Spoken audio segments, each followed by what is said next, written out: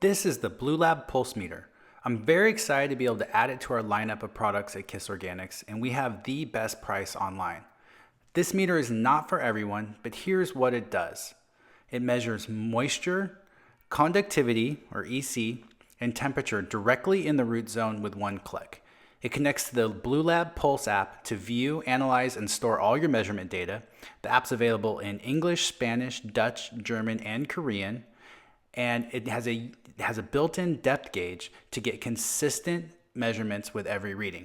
It works in soil, cocoa coir, nutrient solution, and living soils. So how and why would you want something like this for your garden? Well, first off, it will quickly measure moisture levels. It is waterproof, unlike the Bluelab Moisture Meter, and I love that I can get a reading immediately instead of having to wait for a while between readings. This means I can use one meter and check multiple pots or beds in a matter of seconds to see how evenly I'm watering, or if I have any dry spots or if any containers got missed when watering. Secondly, it tells me EC.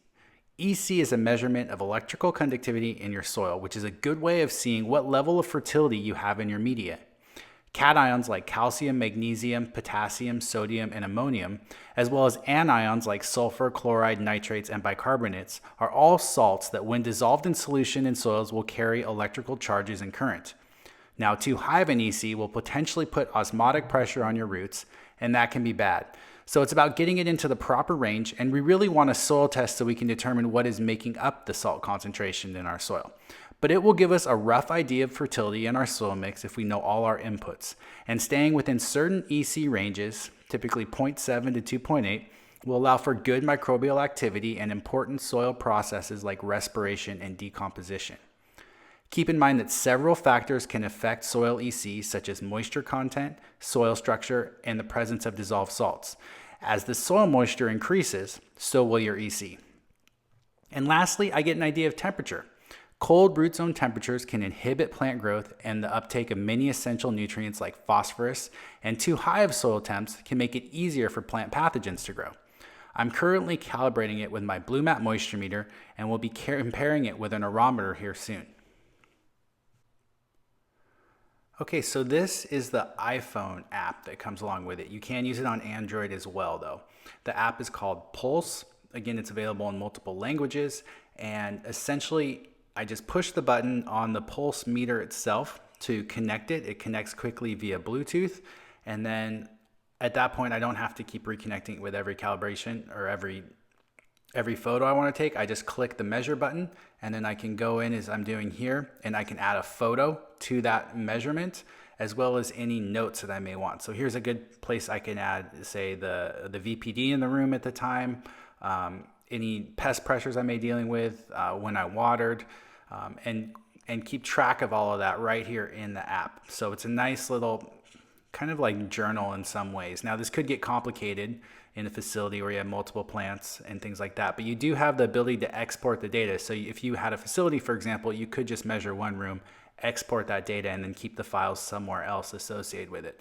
But since I just am using it in this room, I can go back through historically and look at my notes. And anytime you see an orange dot there next to the recording, that tells me that I took a picture or added extra notes. So that's a really handy feature to quickly go back through and look at what was going on in the room at that time for tracking things. So again, not for everyone, but if you're into data, this is a really cool tool that could potentially help you in your grow.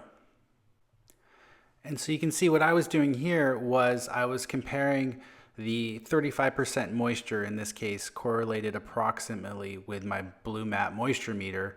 At that point, it said I was at about 75 mbar. Now, I've been playing around with this for a little while and getting a bunch of measurements to kind of get an idea of EC and moisture level and how those things relate to, say, something like the Bluelab Moisture Meter. And I find I probably want to be around 35 to 45% is a moisture range. And that probably correlates to about 80, let's say 70 to 90 in terms of mbar ratings. But one other cool feature here, I can now export this data. I can send it to someone, or I can save it to a file or email it to myself. And I think that's another really great feature associated with this. You can configure it based on the type of media you're using. In this case, I just configured it to a mixed media for living soil. Well, that's it. That's the Bluelab Pulse Meter. I hope I covered the pros and cons as well as why someone might want to use this tool in their garden. Thanks for checking out my review, and you can go to kisorganics.com to learn more or order one for yourself. Thanks.